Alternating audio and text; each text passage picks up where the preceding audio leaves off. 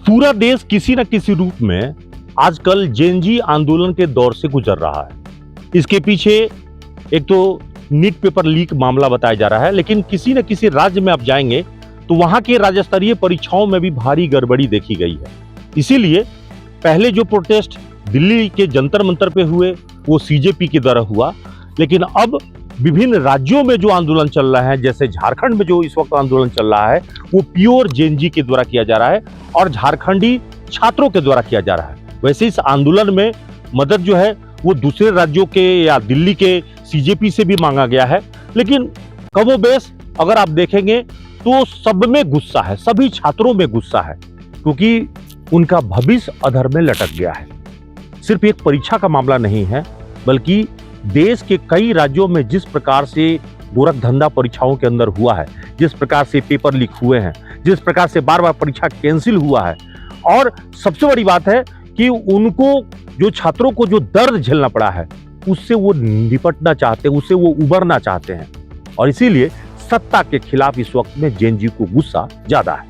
इस पूरे मामले पर बातचीत करने के लिए झारखंड के कांग्रेस के नेता हैं खुबान मलिक, उनसे हम सीधे बातचीत करते हैं। खुबान जी, ये गुस्सा एक दिन का नहीं है। अगर आप देखेंगे तो हाल ही में जंतर मंतर पर सीजेपी के आंदोलन से देश के शिक्षा मंत्री धर्मेंद्र प्रधान इस्तीफा तक दे चुके हैं। अब ये आंदोलन झारखंड में जेपीएससी और जेएसएससी के लेकर है, और भी बहुत सारे परीक्षाओं में धांधली को लेकर है। तो ऐसा लग रहा है कि ये राज्यों में भी वही हाल है जो इस वक्त में देश का है। ये बिल्कुल सही बात है, और पूरे संगठित हो करके जिस तरह से छात्रों के भविष्य को नुकसान पहुंचाया है सरकार ने, वह लगता है कि कुछ खास लोगों को फ़ायदा पहुंचाने के लिए, मैं तो ये ओपनली बोलता हूं कि इन लोगों ने क्वेश्चन बेचा है। और क्वेश्चन बेचने की प्रवृत्ति, जो चाहे वो सरकार किसी की भी हो, ये बेचने की प्रवृत्ति और किसी को सेट करने की प्रवृत्ति आप जब देखेंगे तो वहाँ पे किसी खास के परिवार के बच्चे हैं जिनको फ़ायदा पहुंचाया गया। किसी को अगर 9 मार्क्स आ रहा है और आप उसको 99 दे रहे हैं, किसी को अगर मान लीजिए कि किसी का नीट में स्कोर कम है, आप उसका स्कोर बढ़ा दे रहे हैं। साहब, क्वेश्चन पेपर ही जब दे रहे हैं तो नीट का स्कोर बढ़ाने में टाइम कितना लगता है। छात्र जो गए हैं अभी 6 छात्रों ने सुप्रीम कोर्ट में इस वक्त में उन्होंने पीआईल किया है। उन्होंने कहा कि ओएमआर जो सीट है उसमें बदलाव किया गया है, उनका वो है ही नहीं। बिल्कुल सही बात है, और इस तरह से जो मैं इसलिए बोल रहा हूँ कि पूरी तरह से संगठित होकर के, और संगठित होकर के अगर किसी खास एग्जाम में घोटाला हो रहा है तो बिना सरकार के आशीर्वाद से होना नहीं। तो एक राष्ट्रीय गिरोह काम कर रहा है। राष्ट्रीय गिरोह काम कर रहा है, उसमें सरकार के लोग शामिल हैं।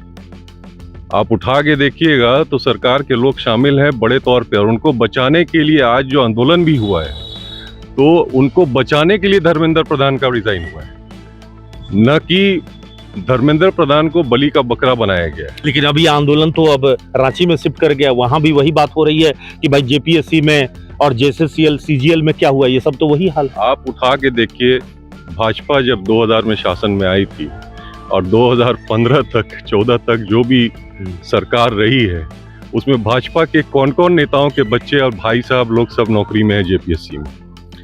ऐसा क्यों होता है कि भाजपा जहां है वहां व्यापम घोटाला है, भाजपा जहां है वहां नीट घोटाला है, और भाजपा के लोग डीएसपी बन जा रहे हैं साहब, एसएसपी तक बन गए हैं आज के तारीख में, सब प्रमोशन हो करके। तो जरा उनका भी देखिए कि कौन लोग ऐसे हैं जिनको प्रमोशन मिला है, और बहुत फास्ट प्रमोशन मिला है। तो मतलब आपका इशारा है कि जेपीएससी 2 में जो धांधली हुई थी शुरुआती दौर में, वो डिप्टी कलेक्टर आज एडीएम के रैंक तक पहुंच गया है। बिल्कुल ठीक है, लेकिन सवाल ये भी है कि जो काम आप भाजपा को बता रहे, यही बात तो भाजपा के लोग भी कह रहे हैं कि कांग्रेस शासित राज्यों में भी घोटाला हुए। आपके किए हुए पाप के कुछ लोग तो हम लोग के पास आएंगे ही, उन लोग भी तो बचे हुए नहीं है। आप ही के किए हुए ट्रेनिंग है।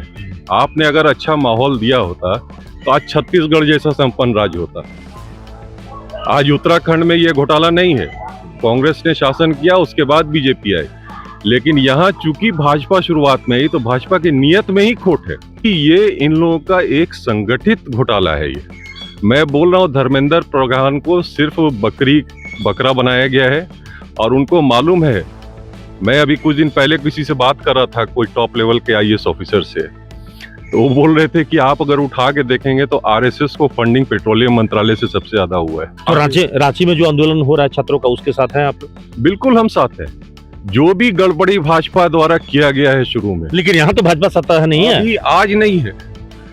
आज ये जो आप देख रहे हैं आज नहीं है, लेकिन पहले आप जिन लोगों की बहाली हुई है भाजपा के सरकार में, आप उनका जरा चेहरा चिट्ठा देख लीजिए कौन लोग हैं। आखिर कैसे होता है अभिषेक जी कि मैं 5 साल शासन करता हूं, मैं 6000 करोड़ का आदमी हो जाता हूं, मेरे बच्चे मेरा भाई को डायरेक्ट जेपीएससी में बहाली हो जाता है साहब, बड़े बड़े कोठी हो जाते हैं रांची में। हाँ, ये क्या तुक है? आप कब तक बच्चों के भविष्य के साथ खेलिएगा? कल लेकिन यहाँ भी तो जेएमएम का सत्ता 7 साल से है, कम से कम यहाँ तो सुधार करने की जिम्मेवारी है इनकी। बिल्कुल। हेमंत सोरेन ने नौकरी देना शुरू किया या नहीं किया? किया ना। आप बता दीजिए जितने को नौकरी मिली है, किसी ने 40,000 रुपए भी दिया हो? किसी ने 40,000 रुपए भी दिया हो? अभी भी नौकरी का बहाली निकल रहा है, अभी भी नौकरी का बहाली निकल रहा है। आप लेकिन परीक्षा में जो गड़बड़ियां हुई है वो इस दौरान भी हुआ है, तो उसमें बहुत सारे परीक्षा कैंसिल भी हुए। आप देखिएगा इन लोग सब जेल जाएंगे, जितने अधिकारी है शुरू से अभी तक जितने की भी जांच हो रही है, अब हेमंत सोरेन सबको जेल भेजेंगे। लेकिन कहा जा रहा है कि जो निजी कंपनियां, जो आउटसोर्सिंग कंपनियों को परीक्षा की जिम्मेवारी दी गई, तभी से घपला घोटाला शुरू हो गया। मैं क्या बोल रहा हूँ आपको, ये कौन शुरू किया? ये तो केंद्र स्तर पे ही हुआ। कौन किया शुरू, ये बताइए ना, किसकी सरकार थी? आउटसोर्सिंग तो केंद्र से ही शुरू हो गया। हाँ, शुरू तो उन्होंने ही किया ना। ये महान अनुभव जो है, जो रावण के लाल हैं कहते हैं राम के लाल हैं, जो कहते हैं रावण भगवान राम के लाल हैं, ये एक्चुअली तो भगवान रावण के लाल हैं। अभी हाल में पटना का सबसे बड़ा पेपर लीक घोटाले का जो आरोपी है संजीव मुखिया, वो आराम से चार्जशीट से बाहर हो गया और सीबीआई जांच में वो कुछ नहीं हुआ उसका। संजीव मुखिया कहाँ पर किए थे घोटाला? भाजपा में ही पूछिए तो उनसे। मेडिकल सीट कितना बेचे हैं, किनके शासन में बेचे हैं? जो महान आत्मा है हमारे कृषि मंत्री, जो भाजपा के राज में चीफ मिनिस्टर थे, जिनके राज में व्यापम घोटाला हुआ, उन्हीं के यहाँ से सीट घोटाला हुआ था। मैं बार बार ही बोल रहा हूँ कि आखिर ये जहां राज करते हैं वहीं से घोटाला क्यों शुरू हो रहा है? आखिर आप सोचिए ना। मैं किसी नेता का नाम नहीं लेना चाहता जी, लेकिन जिस प्रकार से इन लोगों ने बच्चों का भविष्य चौपट किया है, कई प्राइमरी स्कूल्स बंद कर दिए, ठीक है, वर्ल्ड क्लास यूनिवर्सिटी बनाने वाली घोषणा पत्र में भाजपा आज प्राइमरी स्कूल नहीं चला पा रही। अभी देश में एक और मुद्दा बहुत तेजी से फैल रहा है, वो है कि देश में मेरिटोरियस को कुचला जा रहा है। रिजर्वेशन हटाओ आंदोलन, आरएचए, सीजेपी के जस्ट बाद ये आरएचए आंदोलन चल रहा है, इसको आप किस रूप में ले रहे हैं? देखिए, यूपीएससी के टाइम में कुछ कोटा हुआ था और बच्चों ने प्रोटेस्ट करना नहीं शुरू किया उस वक्त। यूपीएससी में खास परिवार के बच्चों को डायरेक्ट आईएएस नॉमिनेट कर दिया गया। अच्छा, वो लेटरल वाला। पूरे वर्ल्ड में कौन सा ये पद्धति शुरू किया इन्होंने?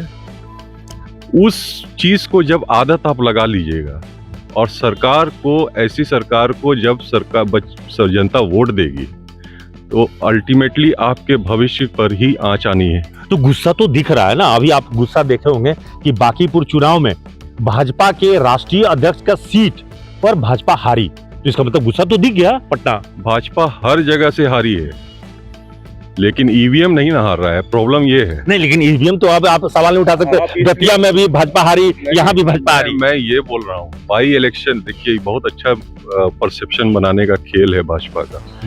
उतने ही सीट पे अपोजिशन को जिताओ जिससे हमें नुकसान ना हो। अच्छा समझ गए ना। मुझे अगर किसी को चारा डालना है चुप रहने के लिए और मुझे बोलना है, तो मैं ठीक है कर्नाटका में जिता दिया, लेकिन सेंटर तो अपना है। लगेगा आपको एक आध दो राज्य छोड़ देना है, बाकी अपोजिशन जिंदा रहे, कमजोर रहे, और बाकी उसके बाद भाजपा को बाकी सीटों पे जिता देना है। तो बाकी फिर चुनाव परिणाम को आप किस नजर से देखते हैं? क्या वो गुस्सा नहीं था सरकार के खिलाफ? देखिए, हम बहुत छोटे लेवल पे जब मेरे पिताजी यहाँ चुनाव लड़ रहे थे, 110 ईवीएम का फेंकाया था यहाँ बेकार बांध में, आपको याद होगा। और मैंने बोला था कुछ लोगों को, जिसमें कुछ कमल छाप कांग्रेसी भी थे हमारे यहाँ, मैंने बोला था अरे नहीं नहीं नहीं नहीं, आपका है ये सब परेशान, जो हुआ है चुनाव में सब कुछ ठीक हुआ है। नहीं तो जनता जिस तरह से मलिक साहब को प्यार कर रही थी, मरहूम मलिक साहब को, मुझे नहीं लगता था कि 1.5 लाख वोट से इनको कम आएगा, लेकिन टारगेट करके इनको हरवाया गया। बात समझ गए कि नहीं? मतलब आप ये कहना चाह रहे हैं कि टारगेटेड में हिंदू मुसलमान करके? नहीं, टारगेट करके ईवीएम में हरवाया गया है इनको। मैं आपको साफ बोल रहा हूँ, आज वो नहीं है दुनिया में, लेकिन मुझे बोलने में कोई कोताही नहीं है। लेकिन 2009 में तो वो चुनाव जीते थे, तब जीते थे, 900 वोट से जीते थे। उस टाइम वो इम्पैक्ट नहीं था। उस टाइम में नीरज सिंह का इम्पैक्ट था, मंटू महतो का इम्पैक्ट था, बहुत सारी वोट इनके कट गई थी, 34,000 वोट कट गई थी और ये संभाल नहीं पाए थे। लेकिन मनान साहब को तो हिंदू मुसलमान सभी प्यार करते थे। बिल्कुल प्यार करते हैं और आज भी प्यार करते हैं। उनके मरणोपरांत हमने देखा कि पूरे लोग खड़े थे, भाजपा के लोग खड़े थे, तो अब बाकी छोड़ दीजिए। तो आपने सबको आभार जताया? सबको आभार भी मैं दे रहा हूँ, सबको आभार जताया भी। मैंने सबको पर्सनली अपने फ़ोन करके सबका शुक्रिया अदा किया कि आपने हमारे पिताजी का सम्मान रखा और हमारे साथ आप लोग खड़े रहे। लेकिन पॉलिटिकल जो आइडियोलॉजी है वो तो अपनी जगह है। तो मनान साहब के बहुत सारे अधूरे कार्य हैं जो धनबाद में वो करना चाहते थे, तो उसको लेके आपको आगे बढ़ना हो?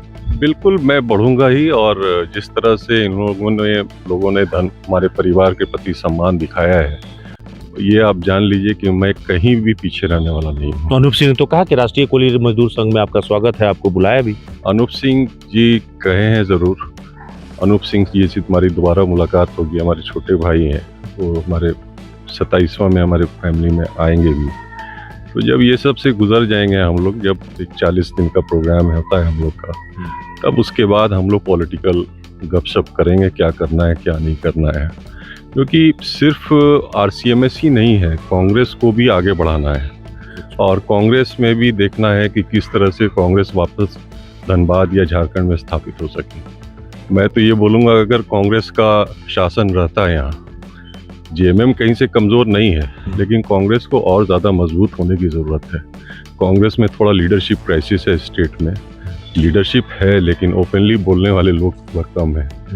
तो वो थोड़ा खुल के बोलना चाहिए, पब्लिक के मुद्दों का जो है ना, खुल के अपना विचार रखना चाहिए। तो भाजपा जो अभी आंदोलन शुरू की है झारखंड में, छात्रों के आंदोलन की पीठ पीछे खड़ी है, इसका लाभ भाजपा को मिलेगा? देखिए, भाजपा नौटंकी कर रही है। पहले देश जो राज दिया गया है, देश जो दिया गया है, उसको तो सुधारे।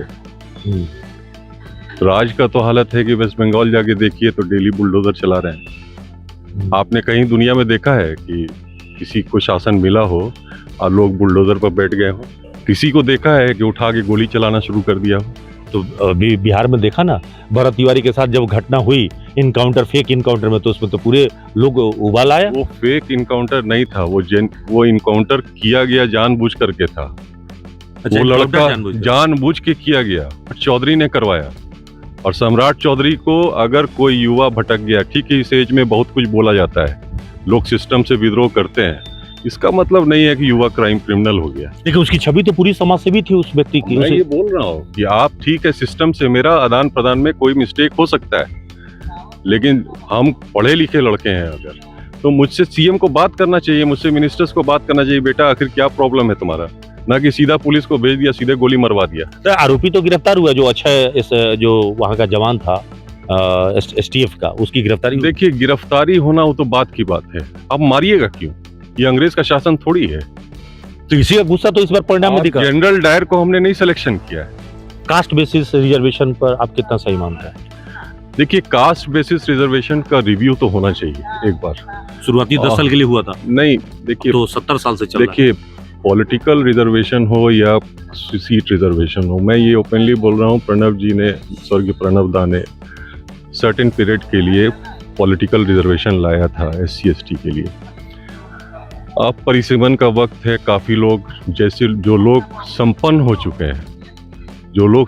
चुके हैं, अपने परिवार के तरफ से स्वेच्छा से उनको मतलब ये छोड़ देना चाहिए। मतलब आप ये कहना चाह रहे हैं कि लोगों को मौका मिले। तो जिनके घर में मंत्री, IAS IPS तमाम पदाधिकारी बन गए, उनका तो हालत बदल गया होगा। आर्थिक हालत जब आपके बदल गए हैं और आप पॉलिटिकल भी रिप्रेजेंटेटिव हैं आप, तो आपको स्वेच्छा से आपको अपने आप छोड़ जाना चाहिए देश हित में, ताकि वैसे लोग जो डाउन ट्रेडेड लोग हैं, जिसकी राजनीति आप करते हैं, उनको फिर आगे बढ़ाइए आप। तो कुछ लोग कह रहे हैं कि जब तक जाति रहेगी रिजर्वेशन भी रहेगा।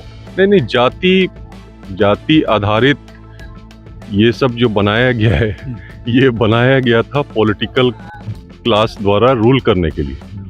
लेकिन देश के क्लास को अगर सही मायने में देश को बढ़ाना है आगे, तो देश हित में वैसे लोगों को, मान लीजिए मैं भी OBC में हूँ, लेकिन मैं उस क्लास में रिजर्वेशन नहीं लेता हूँ, रघुवर दास जी ने, जो पूर्व मुख्यमंत्री थे, उन लोगों ने मलिक कास्ट को ओबीसी में डाल दिया था, अच्छा स्टेट ओबीसी में, लेकिन हमने आज तक नहीं लिया। जी। जिनको जरूरत है वो ले रहे हैं, जिनको जरूरत नहीं है वो नहीं ले रहे हैं। ये तो अपना आत्मसम्मान भी होता तो है। इसका मतलब है कि आप आर्थिक आधार पर मिले ताकि उसका सही व्यक्ति को। हाँ, बिल्कुल सही बात है। अगर सरकार के हम पढ़ लिख लिए हैं, हमारे बच्चे को पढ़ाने की ताकत है हमने, और हम कमा सकते हैं, हम अच्छा कर सकते हैं, तो व्हाई नॉट, हम अपने देश हित में उसको कुर्बानी देंगे। एक रिफॉर्मेशन चाहिए। रिफॉर्मेशन चाहिए, और सब चीज आप सरकार से खोजिएगा तो नहीं होगा, आपको सेल्फ रिफॉर्म भी करना होगा। ये सेल्फ रिफॉर्म जब तक आपका नहीं होगा तब तक देश की हालत नहीं सुधरने वाली है। जी, बहुत बड़ी बात हुबान मलिक ने कहा है कि एक रिफॉर्मेशन की जरूरत है। रिफॉर्मेशन उन्होंने दो स्तर पे कहा। एक तो सरकार को खुद जो है आत्मावलोकन करने की जरूरत है कि वो जो रिजर्वेशन दे रही है अब तक 70 साल का, जिनका भला हो गया है, क्या ये परंपरागत रूप से जारी रखा जाए या वहां पे कुछ चीजें स्टॉप लगनी चाहिए। दूसरा, एक सेल्फ रेगुलेशन की बात भी उन्होंने कहा है कि जो लोग इसका लाभ उठाते रहे हैं, अगर उनकी तरक्की हो गई है तो वो खुद में भी सोचे कि रिजर्वेशन को त्यागना चाहिए। जैसे एक जमाने में लोग सिलेंडर पर भी जो है सब्सिडी ले रहे थे, लेकिन जैसे ही लगा कि नहीं आप निर्भर हैं, आप सक्षम हैं, तो सरकार ने अपील किया कि आप छोड़ दीजिए सब्सिडी। अब बहुतों ने सब्सिडी छोड़ भी दी। उसी प्रकार से अगर आप आरक्षण का लाभ वर्षों से ले रहे हैं और आप उसका बखूबी फायदा उठा चुके हैं, तो भविष्य के लिए, दूसरे के लिए, या आप ही के अलावा जो दूसरे गरीब और कमजोर लोग हैं उनके लिए यह लाभ होना चाहिए, न कि पीढ़ी दर पीढ़ी जो संपन्न हो चुके हैं, जो आर्थिक लाभ से काफी ऊंचाइयों तक पहुंच चुके हैं, वो भी इसका लाभ उठाते रहे। अब देखना है कि सरकार इस मामले पर आगे क्या करती है। फिलहाल जैन जी जिस बात को लेकर गुस्से में हैं, वो दिल्ली हो या फिर रांची, सभी जगह एक ही बात है कि सबको न्याय चाहिए। सहयोगी मिथुन के साथ कुंवर अभिषेक सिंह, न्यूज़ एनपी, धनबाद।